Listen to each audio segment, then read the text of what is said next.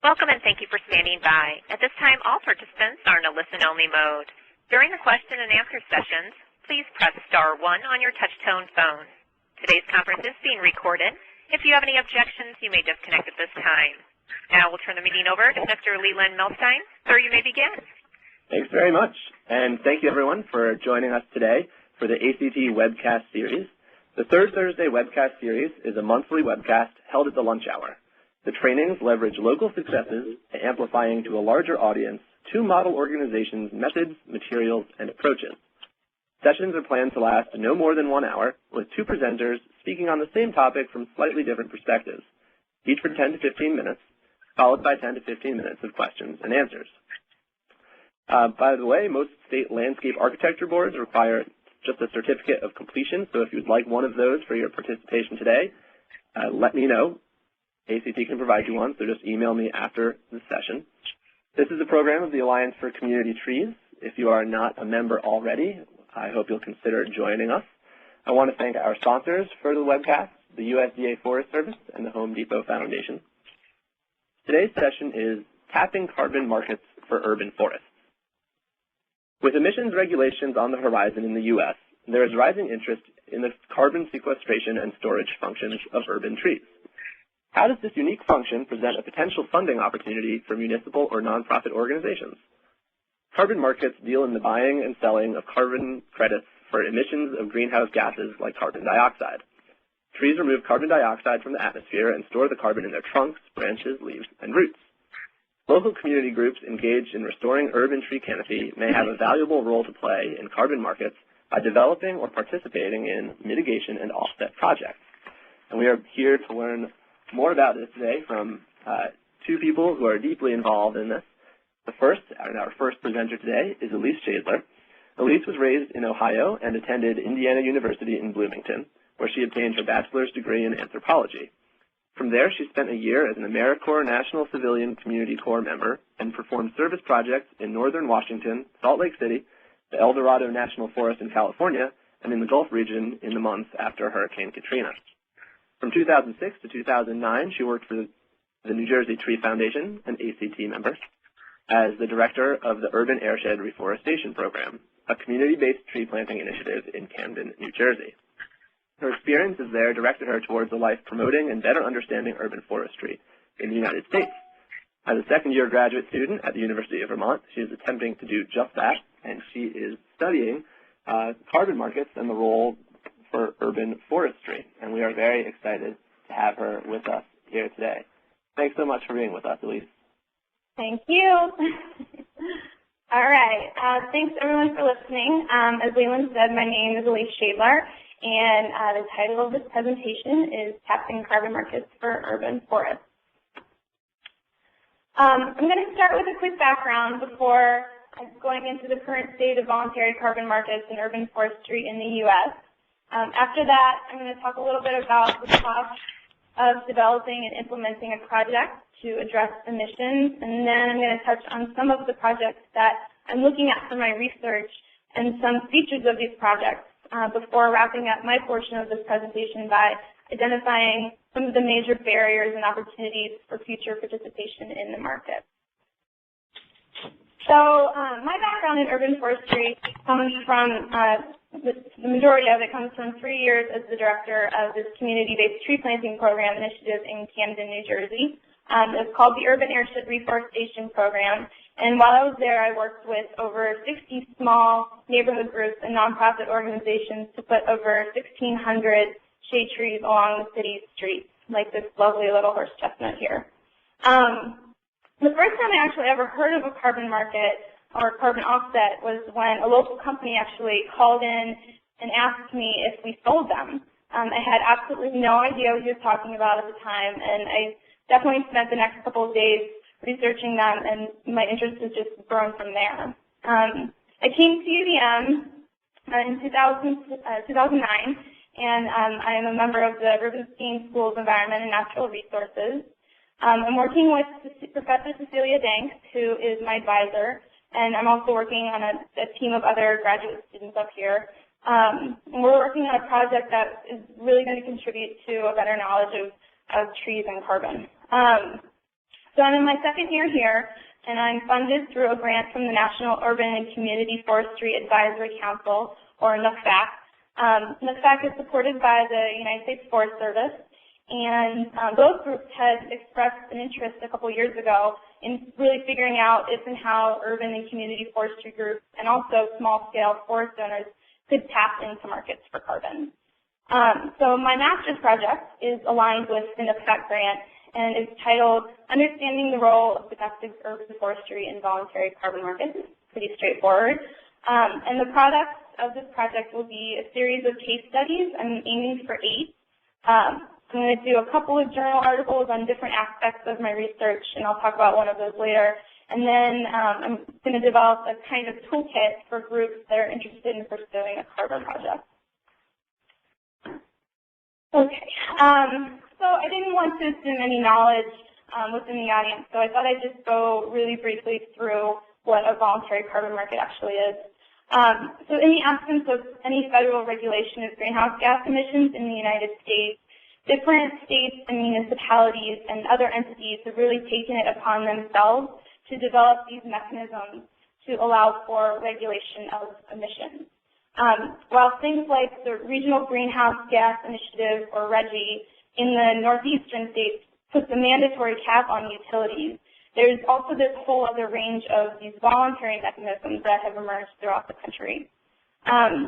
Within that range of voluntary carbon markets kind of exists this umbrella heading of a kind of transaction called an over-the-counter transaction, where there's no formal exchange taking place and there's no mandatory cap on emissions.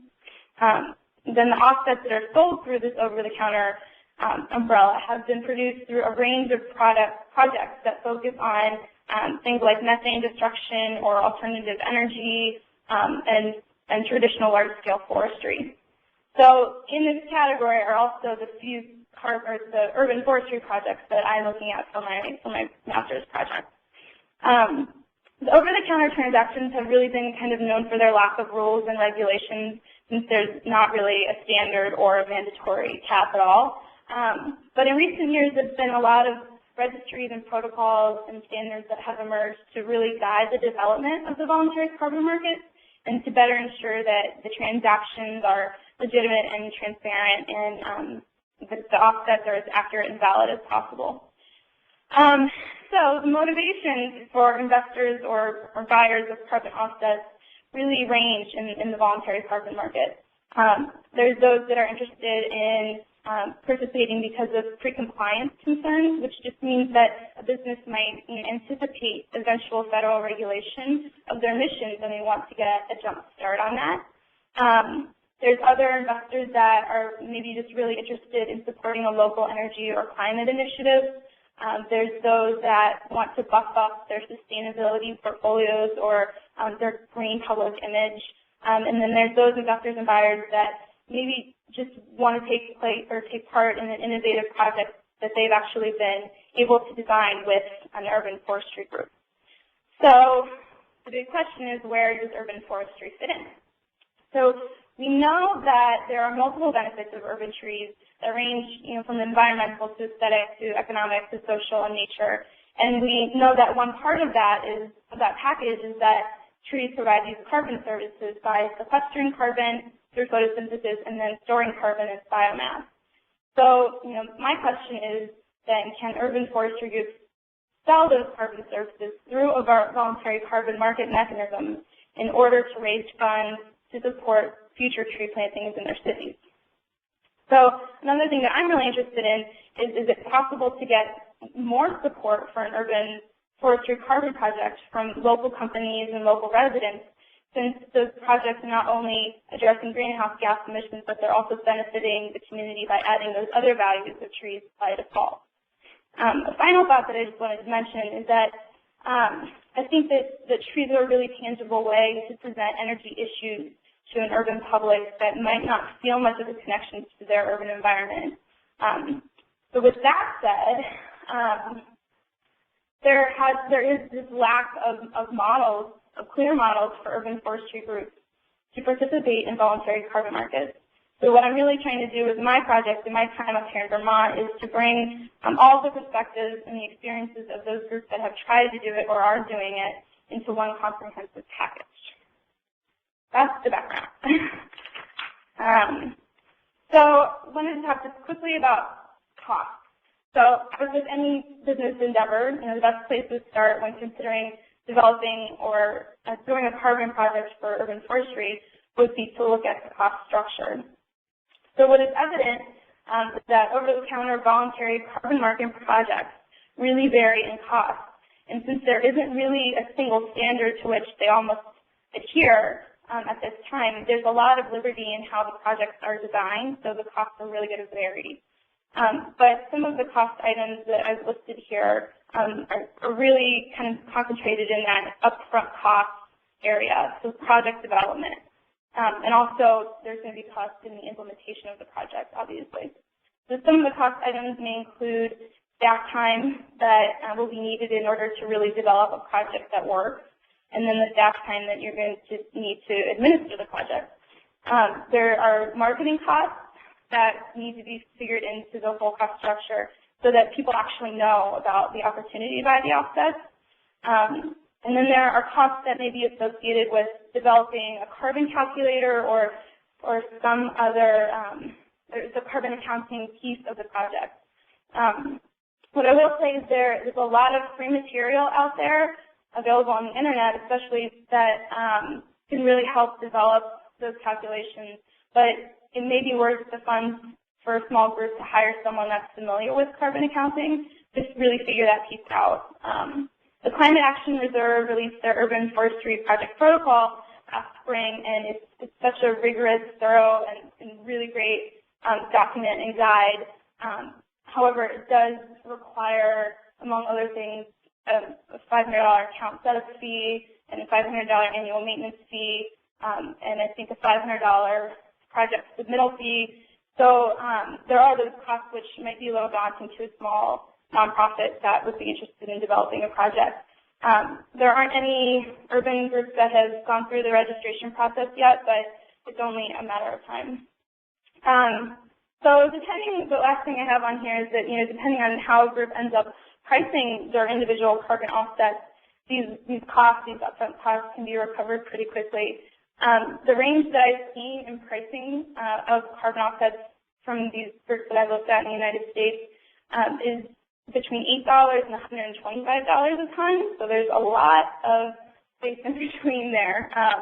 There's, like I said, room for designing the project any way that a group sees fit. Then on the investor side, what I've seen is that investors have really worked closely with the urban forestry group to figure the pricing piece out. And then other than that, there aren't really many other costs for them other than buying the actual offsets or the tons of carbon.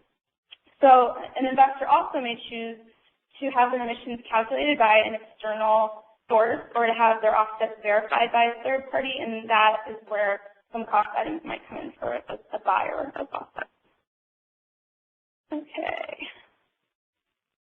Moving on.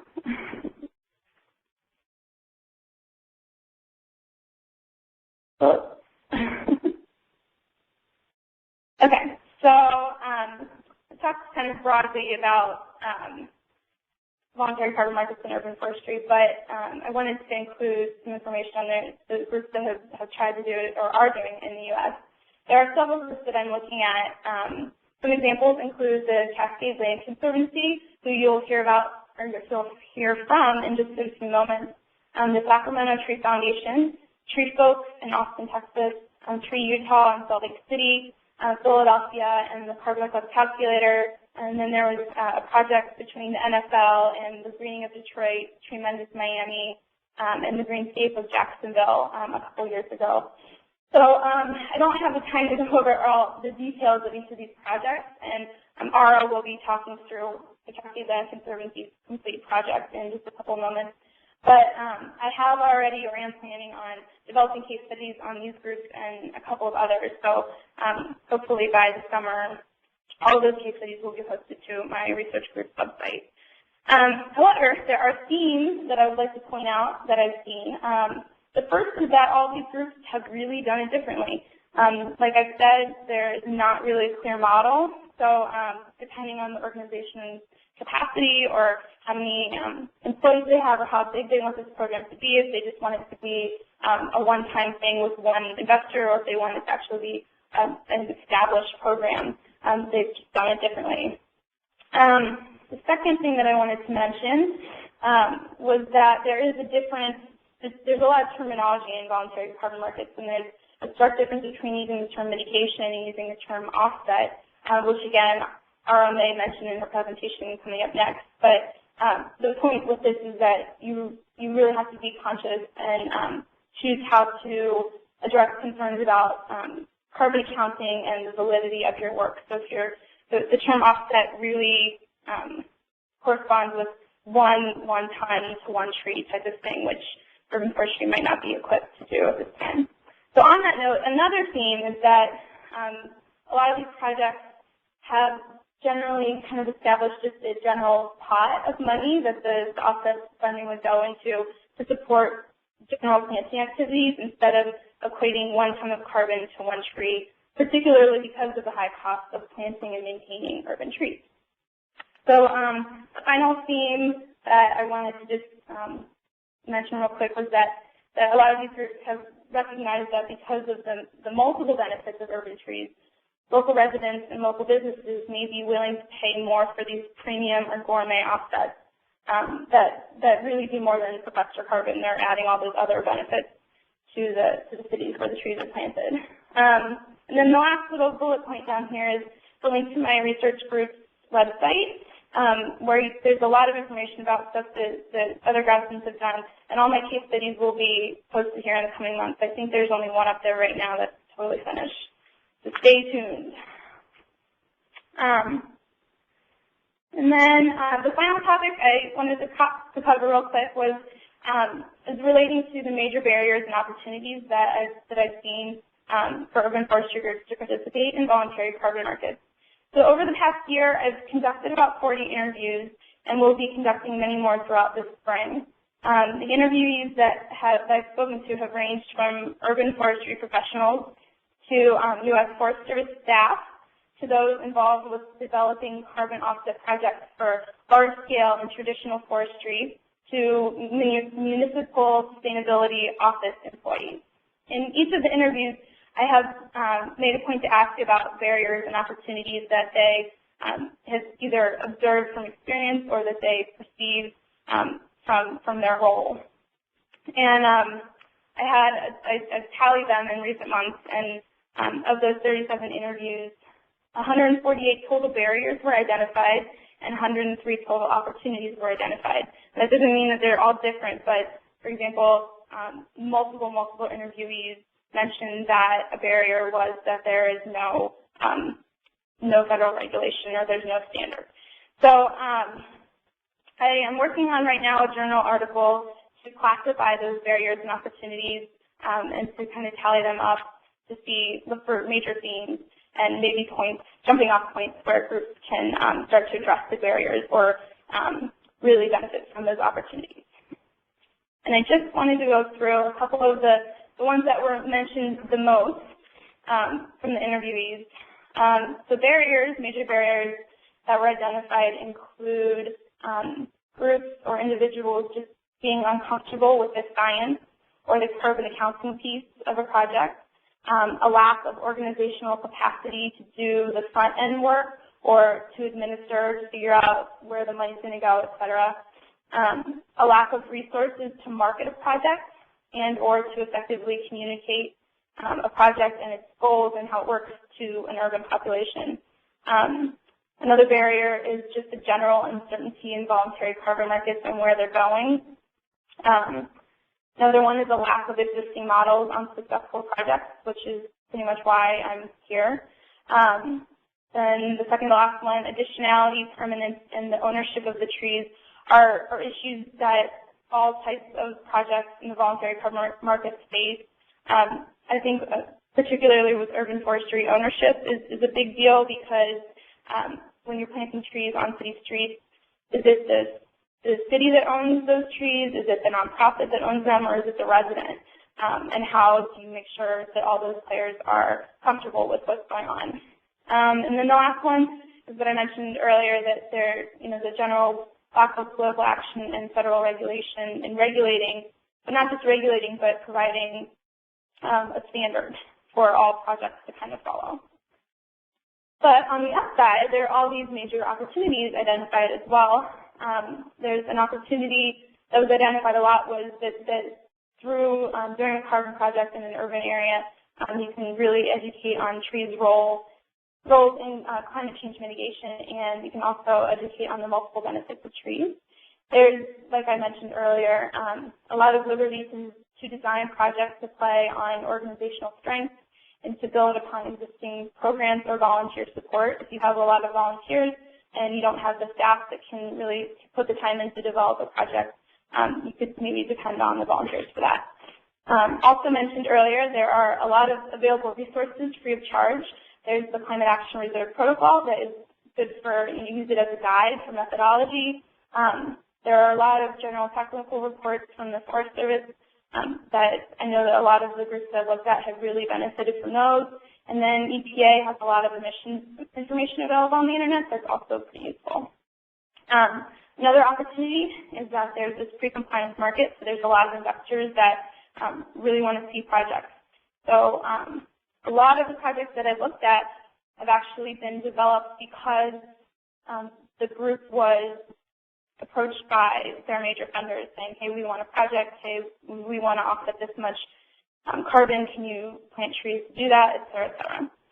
Another opportunity is that groups and individuals really recognize the value of and support for local projects. So if you're going to be addressing local climate problems through planting trees in neighborhoods that the residents can see what's going on, that's great. We all know people like to buy local.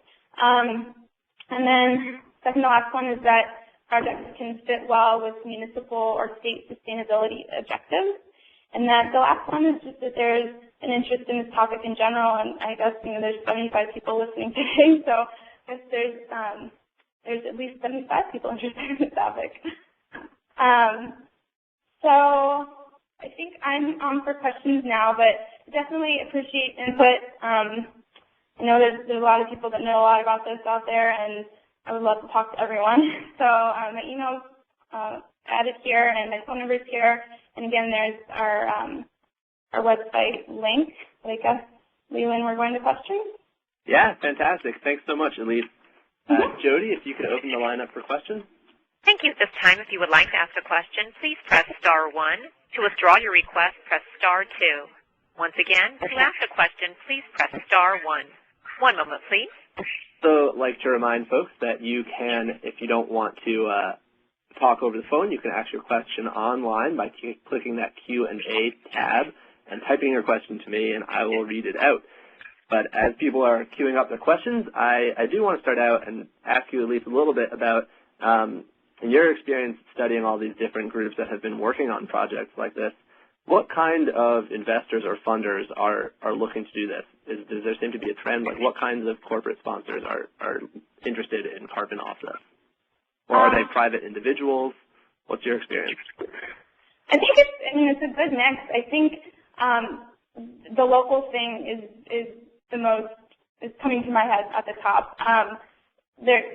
Local businesses that might just function within one city that want to do something to benefit their city, but they also want to start thinking about being more sustainable. Or those are the places where I think that if you're looking for large funds, that's probably the place to go. But I also think that there's a lot of individuals and residents that would like to take advantage of something like maybe a carbon calculator on a nonprofit's website to just be able to donate that $20 to $50 instead of big investments like the funds that the Cascade Lake Conservancy got from Pearl Jam, which you'll hear about pretty soon. Great. Do we have any questions on over the phone, Jody? Charles, you may ask your question. Oh, thank you. From what I understand, the Chicago Climate Exchange closed on January the 1st. How does that affect the availability of carbon markets and just trying to do what you're trying to accomplish? So the Chicago Climate Exchange, you're right, it did. It was supposed to end in 2012, and they're stopping operations. But that isn't really what I'm looking at. There was actually only one urban forestry project that was registered on the Chicago Climate Exchange, and all the other projects I'm talking about aren't part of a formal exchange like that. They're really just kind of relationships between a nonprofit that's planting trees and a series of investors. So like the market mechanism is actually just this insular kind of relationship. So it doesn't really affect what I'm doing all that much, and I think that there's all these other, the Chicago Climate Exchange really set the scene for these other kinds of mechanisms like the regional greenhouse gas initiatives in the northeastern states, and now California is starting to think about regulating their emissions. So it kind of laid out this platform and this framework for groups to start thinking about participating in those kinds of mechanisms. Thank you. Thanks. Colleen Vargas, you may ask your question. Hey, thank you. Elise, my name is Colleen Vargas and was one of the authors of the Climate Action Registry protocol that you mentioned. Oh, great. And I feel like you skipped over two of the biggest costs that I think are going to be associated with any project that are really so vastly bigger than the ones you mentioned that we can't ignore them. And one is the cost of planting and taking care of the trees themselves over their lifetime. And the other is the cost of verifying that they're still in the ground, that they're in fact growing and storing as much carbon as we thought they were. And I think any investor is going to want to know that that's true. And the only really way to know that's true is to send somebody out and look at them and measure them. Mm-hmm. And I just... Yeah. Oh, I definitely agree with you. And I think that I did mean to mention that when I said implementing the project, that was kind of what I meant, but I guess I should have been a lot clearer on that. But yes, definitely the planting and maintaining of urban trees, we all know is very expensive. So that kind of goes back to how do you price your program in a way that would be feasible. Right, and I think always factoring in staff time is such a key part of developing a good program and being clear about that with sponsors. Mm-hmm. Thanks for the question. I'm going to ask some that came up online. The first is there, I know this seems pretty basic, and I know you said there's a lot of variation that you've seen, but is there a standard tree-to-carbon offset calculation that people can use safely? The Center for Urban Forest Research in California actually has a calculator on their website. It's a tree carbon calculator that is pretty awesome. So that's a good place to start. Okay, great. And I guess this is sort of a follow-up that maybe we'll leave that question for Ara because I think it relates better to what they're doing. But another good question is, how many, if any, of the projects that you've been looking at were initiated by a local government entity, or were they mainly nonprofits? And as a follow-up, what do you think some of the different barriers might be for a nonprofit versus a government? Okay. Actually, the municipal office is one. That question. There's one that comes straight to mind, and it was just a couple of months ago. I was called up by an employee in the government of Westminster, Colorado, and they were a municipal entity that was interested in developing the project, and I directed them to Mark Tweary, who works for the U.S. Forest Service up here in Burlington, and who's also on my committee, and he was very instrumental in getting the Carbon Plus calculator off the ground, which is a tool that uses local data to pursue local funds to do local plantings. And I know that Westminster, if they haven't already launched that project, they were in the process of doing so. So I think it's a good balance. Most of the projects that I'm looking at are nonprofit, started from nonprofits, but they're all collaborating with their local governments as well. So do you think there's an opportunity not only to collaborate, but it could translate fairly easily from nonprofits I think to definitely. But one of the things to think about too is that if people are going to be donating funds, they oftentimes it's not a huge issue, but would be interested in having that the tax deductible status. So if the municipality is going to develop a project, it might be beneficial to go through a nonprofit so they can get that 501(c)(3) status. Good idea. All right, I think we're going to wrap it up here. More questions. There'll be time for additional questions after Ara presents, and I know we've got people who are chomping at the bit to ask their questions, so please do stay on the line. Thanks so much, Elise, and we're excited to hear more from one of the people you've been working with, Ara Erickson, who leads Cascade Land Conservancy's Green Cities program, a unique network of public-private partnerships with municipalities to build community-based stewardship for forested parklands and natural open spaces. Ara has more than 10 years in the natural resource and urban forestry fields, with experience in community involvement and education, field data collection and analysis, natural resource planning and management, based research, and project management. So Ara has done it all. Ara holds an MS in urban forestry from the University of Washington, MS in resource management and forestry, University of California, Berkeley, and most recently, is an ISA certified arborist. And she's going to give us an on-the-ground example, a case study of how they're doing it in Seattle. Thanks for joining us today, Ara.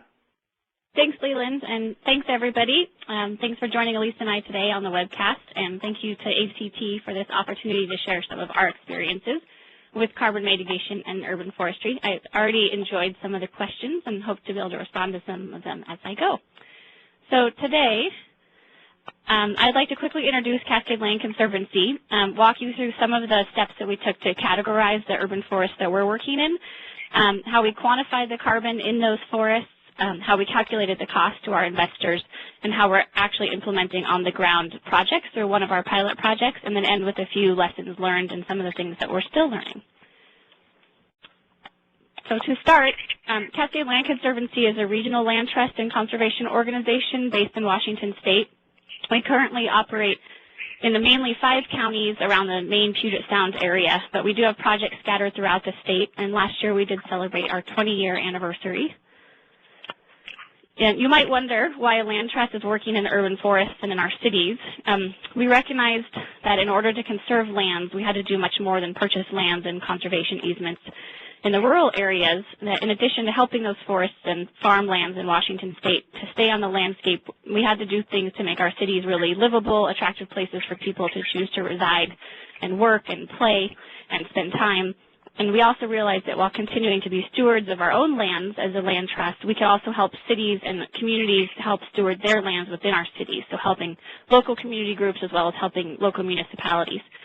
So we started out by looking far, not just 10 or 20 or 40 years, but we looked at about 100 years, and we asked ourselves what we can do today that will provide these future generations true options for really how to make our cities places that people want to be.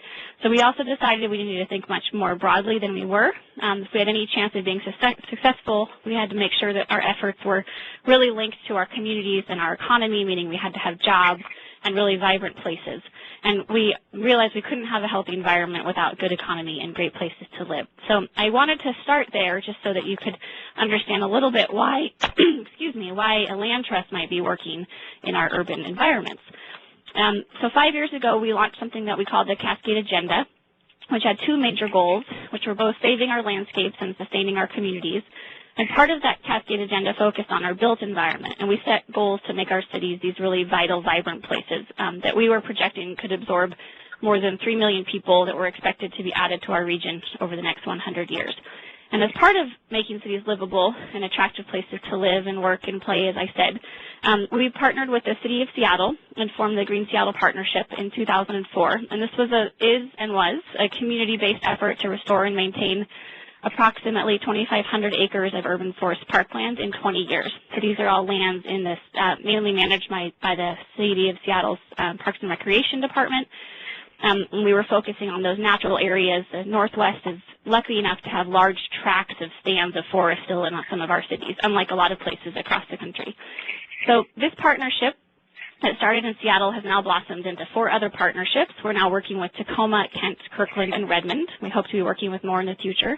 And each of our Green City partnerships shares 3 goals, which are on the screen. We want to connect people with nature, improve the urban forest and natural area health, and we really want to galvanize this active, informed, and involved community. Then the Green City Partnerships Program is where Cascade Land Conservancy's carbon mitigation program is currently focused. One key item to mention right away is that the carbon mitigation and forest restoration that we're doing is taking place on publicly owned lands in cities. Elise did mention that that's one of the challenges. We are, as Cascade Land Conservancy, managing the actual carbon mitigation program, but we are not the landowners. Wanted to make sure everyone heard that right away. So what do our forests look like? And when I say our, I mean all of the forests in the region, not just Cascade Land Conservancies. We first needed to know how much carbon is stored in the existing forests of each Green City partnership. We needed to know what we were starting with. And but before I can even get to that, I need to share some of the base assumptions of all of our programs. And this is really key to understanding how we move forward with our calculations. So I need to move the next slide forward.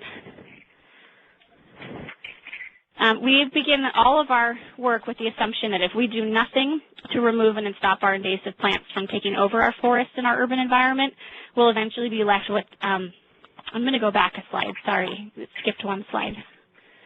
There it is. If we can be eventually left with nothing but we sort of call this ivy desert. And this ivy desert, this very scary thing on the far right side of your screen, is what we would assume would support very few plant species, and we would lose most of our forest biodiversity. Now, this is a very scary picture to paint to people. Of course, those variations are things that we can't control out 100 years. But for the most part, the Northwest forests are inundated with invasive species, and because of the very wonderful weather we have here, things grow quite rapidly. So this is where most of the areas are working their way towards in the urban environment. Of course, it's not necessarily what it looks like everywhere, but this is where we start with our assumptions. And on the flip side, we work with all of our programs that if we restore and maintain these forests, we can reverse this trend. So instead of that ivy desert that you saw, we can have a return to our urban forest return to a more mature native coniferous forest that provide us with all the full range of benefits that we're striving for. Everything from stormwater retention to improved air quality to beautiful natural areas in our neighborhood. So we had to start there. And I know that not every city or every other program in the country would be faced with these same base assumptions, so our program is going to be a little bit unique, but I'm assuming everybody would have some sort of place that they would be working towards. So we started off building from the Green Seattle Partnerships experience, and we have now done this with all the Green City partnerships where we've assessed all areas for tree composition and invasive species cover. So there's 2 axes to this matrix. And we put these values on the matrix, and we call this a triage, a T-R-E-E, play on words, triage matrix. And this lets us prioritize across the city. So, for example, triage category 1 are areas with high value, meaning lots of native conifers and very low levels of invasive species, where areas in triage category 9 are areas with very low levels of tree composition or tree value and very high levels of invasive species. So we in all of our programs try to work our way from triage category 1 through triage category 9.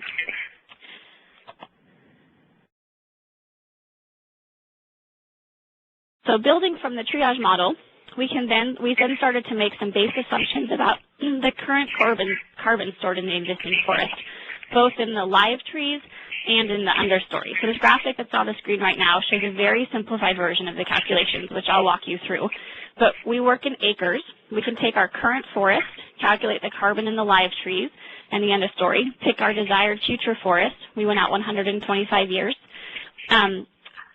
And calculate the carbon that will be in the live trees and the understory in 125 years. We can subtract the future form from the existing and deduct some for uncertainty, which I'll explain. And then, ta-da, you have total additional tons of carbon. So it looks very simple. We tried not to make it too complicated, but we did want to have some true calculations and as much validity as possible behind the assumptions we were making. So I'm going to quickly walk through the calculations, but given the time we have, I'm just going to gloss over a lot of the detail. We do have a short white paper which describes the methodology and assumptions in much more detail that I'd be happy to share with anyone interested, and I can send that to you at the end. My email address is available. Sorry, the slides go a little slow sometimes. So to start, we use the U.S. Forest Service's GTR from the Northeast region of 343, which is called Methods for Calculating Forest Ecosystem and Harvested Carbon with Standard Estimates for Forest Types of the United States. Once again, happy to provide that via email. This was published in 2006, and it was our source for the estimates of the carbon stock. So just showing one triage category 4, this is how we got to the existing forest, the carbon for the existing forest. So given current forest composition, we assumed approximately 25% Douglas fir and 75% alder maple. We calculated carbon stored in the live trees of an acre of full forest, which would calculate to be 146 tons per acre. A full forest means full stocking, but since we're working in cities and these are urban tracts of lands, they're actually much less dense than more traditional rural forests. So we did discount those full stocking to a more realistic forest stocking level. So that's where that 50% is in there. And that will give us the carbon stored in the live trees of the current forest, which equals 73 tons per acre. Then, given the current invasive species cover, so based on that triage matrix, we can calculate the carbon stored in invasive species of the current forest. Now, this was based on best available information from some local consultants and experts, but it is not verifiable yet. We definitely need to do some research on how to do better calculations of things like English ivy and Himalayan blackberry. But we did feel confident that we were close with this one. The current invasive cover for triage category 4 is less than 5%, and we assumed only had half a ton per acre of carbon. And finally, total existing carbon is the sum of the carbon stored in the live trees of the current forest plus the carbon stored in invasive species of the current forest.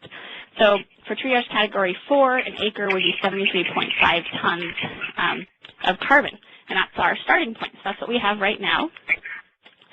But we need to look into the future. So we follow that same process, but 125 years out, now with different tree compositions. Although this says Douglas fir, we are not planting monocultures. The Douglas fir values were considered the closest to the mixed northwest conifer stands that we are planting. So we used the Douglas fir number. We did discount again for future forest stocking levels, meaning we're not planting to full density in our cities. And we calculated the carbon stored in the live trees and the understory of the future forest. And summing those together, we can get 169.5 tons per acre.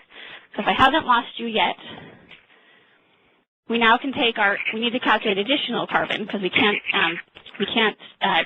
count the carbon that's already there.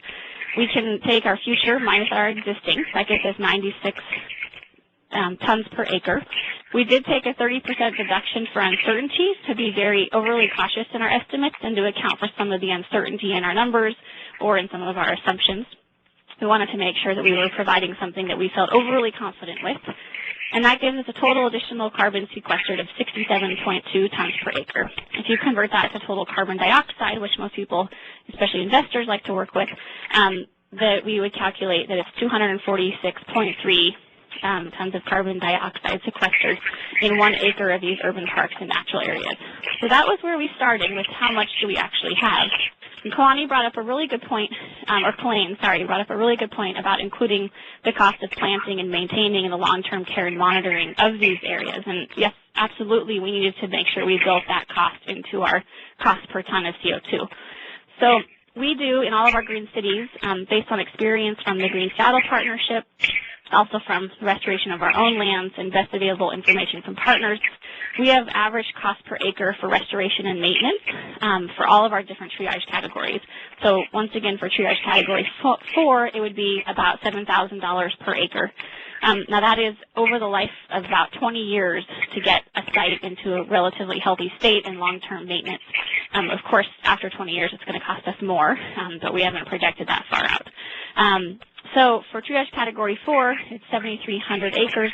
The cost per ton is $30 an acre, or $30 a ton. So as Lise mentioned, we also have things that are more like $125 a ton.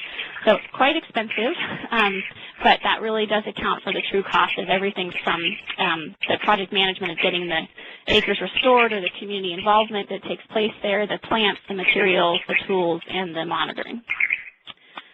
So we also built a small little mitigation project calculator, which lets us put in a target mitigation and calculate how many acres we would need to be working on in each triage category and the cost to the investor or the potential donor.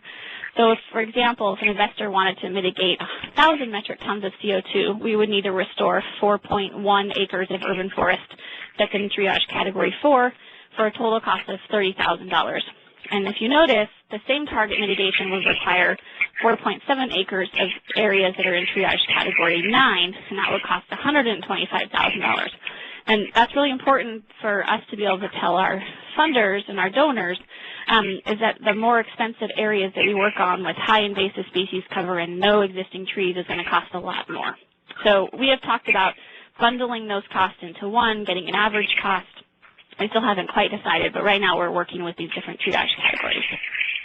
So where are we actually doing this work? Last year in 2010, Cascade Land Conservancy partnered with Pearl Jam, which I think most people know who they are, to do a mitigation project with them to work on their 2009 World Tour. So we went back and forth with them on what their actual target was. Their World Tour emissions were about 5,400 metric tons of CO2. They wanted to aim for more like 7,000 metric tons, which using triage category 4 acres is approximately 33 acres, and it was costing approximately $210,000. Conservation International actually did the calculations for Pearl Jam, so we did not. But then we took that information and worked with them to find really local community-based projects where they could see their investment happening in their local environment. The Stone Gossard and the band Pearl Jam really decided to work with us because they wanted to bring some of their local dollars or some of their dollars to a local project.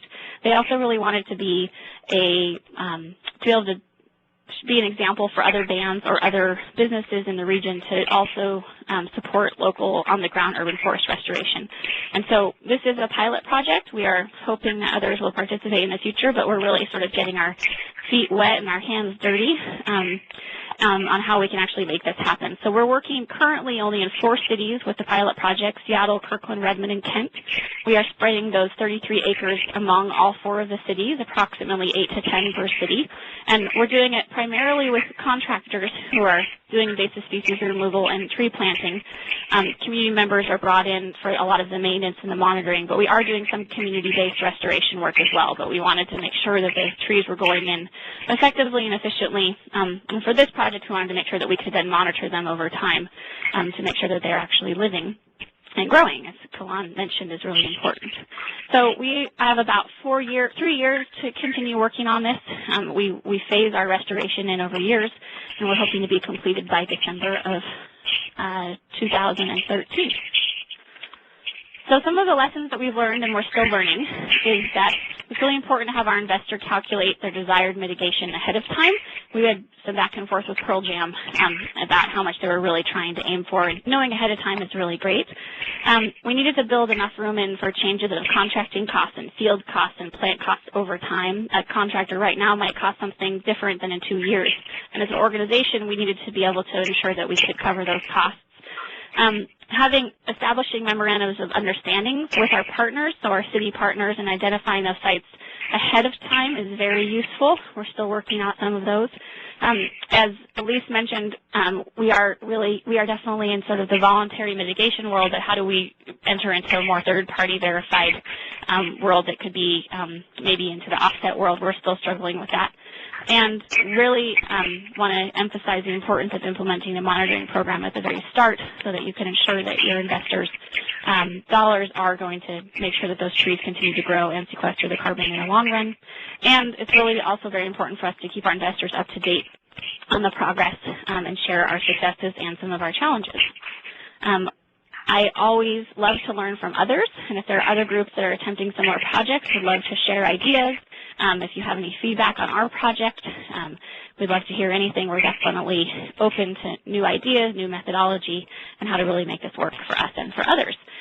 So thanks again for spending this hour with us. I'm looking forward to your questions, and please feel free to contact me either by email or you can click on our link at the bottom and go directly to our carbon mitigation site.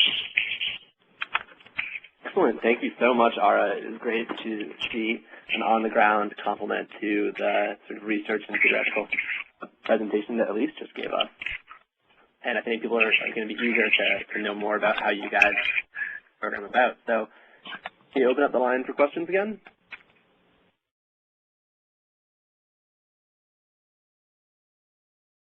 Jody? Once again, to ask a question, please press star 1. One moment, please. Great. And while you're at it, I know one of the things that I've wanted to know, and other people did too, it touches on a larger question, but first off, could you repeat what that 2006 Forest Service guide was that you used for calculating benefits? I can. Let me make sure that I'm going to say it correctly. I need to go find it. It's the U.S. Forest Service's GTR NE 343, so Northeast 343. And the title is Methods for Calculating Forest Ecosystem and Harvested Carbon with Standard Estimates for Forest Types of the United States. And the white paper I think this is a question that a lot of people have. Sort of what standards or models are you using? These tree and emission offsets are sort of rigorous and acceptable. Sounds like Forest Service research is one of the standards you're using. Yeah, we did. We attempted to use the California, the CAR report that came out of California, and we followed sort of the basic process of it. But because it is really focused on single trees, our program really doesn't fit into that. We're falling between the cracks of traditional, more rural-based carbon efforts on forests and urban efforts of single trees. So we did try to follow the actual process, but we couldn't apply the methodology to this one. But the research from there is fabulous, and the numbers are fabulous. But we did rely on the larger, more rural stands of forests for the actual data. But methodology-wise, we're still lacking for sure. I think that's a useful thing for people to hear, that people whose environment doesn't quite look like yours, they don't have these forest stands, but maybe are thinking about how they could implement like this city where they're dealing with, I think, individual trees in parks and along the CAR protocol has sort of calculations for that. Mm-hmm. Okay, do we have any questions over the lines, Jody? Scott Hansen, you may ask your question. This is for Elise. I wondered if they looked into the permitting requirements and costs for, projects. Do you mean like per city or? Yeah, because, environmental groups, in the city of Tacoma have to go through a lot of permitting for any planting and other restoration work, and even to plant trees, the city wants documentation of where they're being planted, types of planted, conditions, and all of that. That's an expense, and sometimes a very expensive expense, and that's something that should be looked at. Yeah, no, I definitely agree, but I think that, like I said earlier, most of the groups that I'm looking at are building upon existing programs. So they've already addressed that through their other tree planting programs. So the assumption is that they're already doing significant tree plantings in cities, and this is a program that the projects are just kind of building upon that. So okay. And then using contractors seems like a huge additional expense when there are so many qualified citizens groups and nonprofits that have very qualified experts and volunteers that do plantings already. It would seem like that expense could be decreased and then more trees plot and stuff. That's an excellent comment, and actually when we say contractors, we do mean a lot of the nonprofit contractors who are in our local region. Our group is actually the WCC crew, the Washington Conservation Corps, who we are contracting to.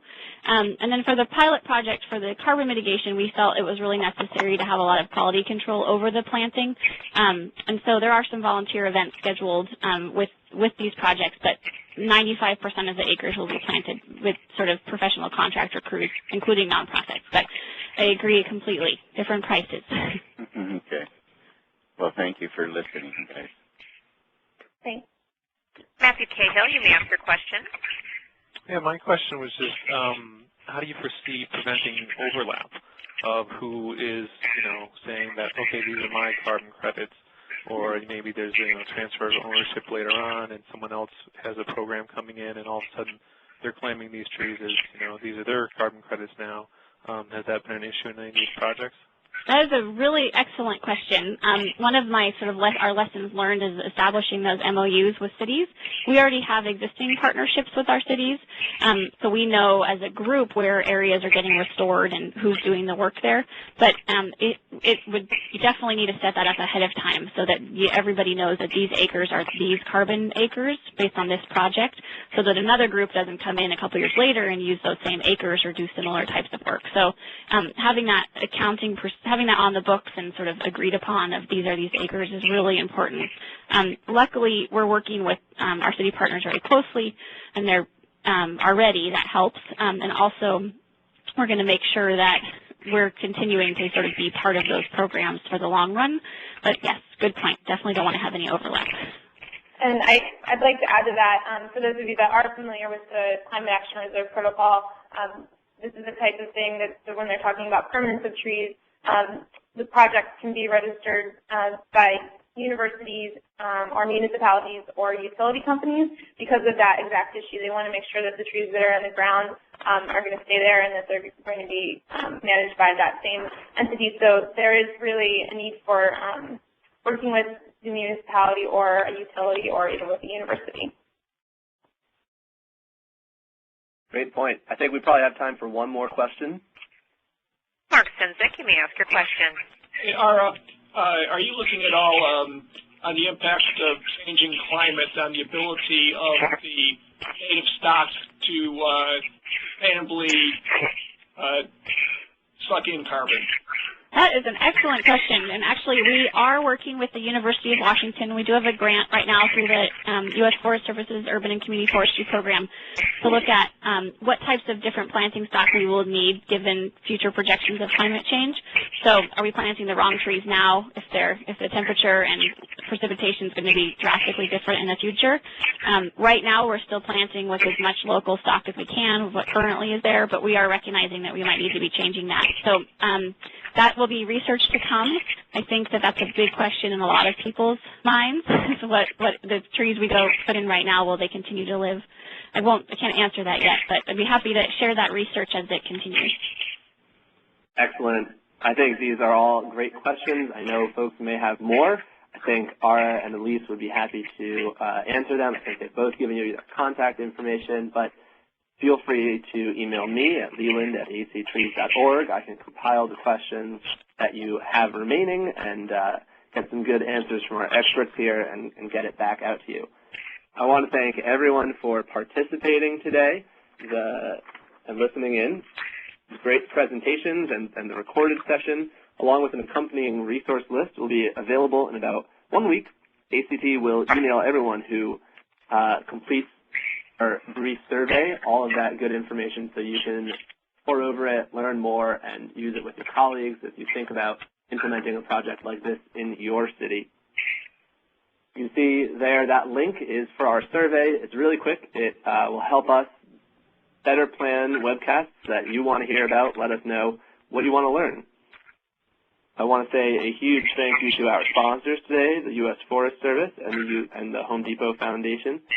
To everyone who took some time out of their afternoon, or if you're on the West Coast, folks, out of your morning, to listen in. It's an exciting topic, and there's a lot of opportunity here for urban forestry organizations going forward. Of course, a big thank you to Elise Shadler and Ara Erickson, our presenters today.